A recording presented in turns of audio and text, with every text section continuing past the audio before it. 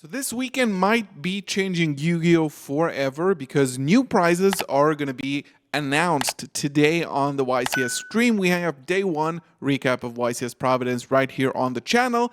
And yeah, this is maybe going to be big. This is one of the biggest and most important announcement in Yu-Gi-Oh's history. Before we begin, make sure to like the video, subscribe to the channel. As always, if you are new, Konami announcing that on the YCS stream, they will be revealing new prizes for the upcoming WCQ 2025 tournaments and the new YCS season, which means we're getting a new Anotherverse Dragon or Anotherverse Monster. But will we be finally getting the promos that we've been waiting for this whole time?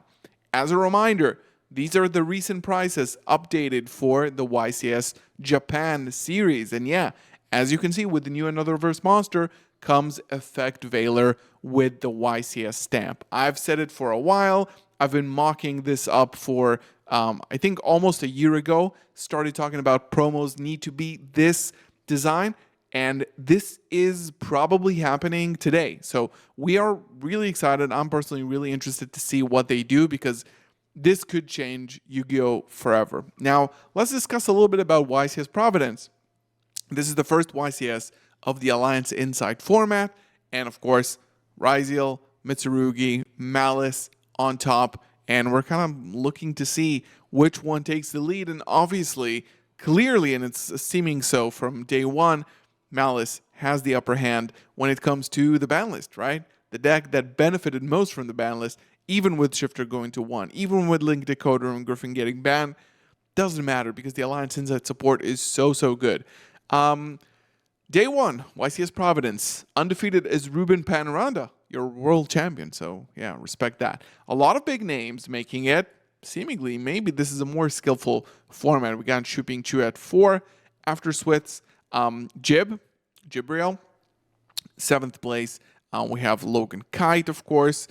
Kamal Crooks, Steven Santoli, Tevian Crowley, former YCS champion pretty recently. Aditya. We have so many big names here, right? So this means that you're going to be seeing them on stage, and probably most of them are going to be on either Ryziel, Mitsurugi, or Malice Ignister, which were the two decks to beat. And also, we've seen some new decks from Alliance Inside, one of which were Dragon Rulers, like actual legit Dragon Rulers, and our guy here, Nicholas, on the first feature match, managing to summon the big guy. Disaster. We're going to see that on stream in a second. So yeah, this was the first round of feature. We got a bit of a shaky cam today in the venue, but yeah, this was pretty cool to start off the day, like seeing the big boss monster of the Dragon Ruler strategy requiring 2 rank 7 monsters. It is generic, but on summon, it attaches up to 4 additional Dragon Rulers from grave, essentially completing all the attributes, and then it essentially banishes all your opponent's monsters from field and grave. It's unaffected. It gains 4,600 attack. It's a big guy. So seeing this, we haven't really seen the Tenpai part of the strategy here because this was a pretty swift and convincing 2-0. You know, round 1 feature match. It could go either way. 2 new decks that we've seen. The camera quality in the first few rounds were just like, what the hell is this? But yeah, this is a scene here on the right, activating the most broken card I've ever seen printed, the new Amino Mitsurugi, which from hand, it is a ritual monster, by the way, from hand summons a Mitsurugi monster from deck, then tributes a monster, and essentially it procs the whole deck, and it stays in hand. It is once per duel, and this is what we've seen with the Mitsurugi follow-up. Now, you're going to have that card in hand, or this is going to be your follow-up. Since it's once per duel, it is probably going to be a little bit problematic to carry that through. And also facing him is Regenesis, the new generic like Kashira ripoff that is sort of like non-extra deck reliant, and it is seemed pretty promising in terms of just like the mechanics. But I think the few feature matches, I think there were like 2 feature matches where Regenesis was presented, and it seems like the deck is still missing a lot. Kashira, just like even pure Kashira, Fiendsmith Kashira, probably is miles better because for Regenesis cards to be really good, you're going to have to play a lot of them in your deck. And honestly, the payoff isn't that good. So each time they were on stream, getting waxed. We have the first Malice feature match of the day versus Fiendsmith Dinosaur, whatever. I mean, pretty cool.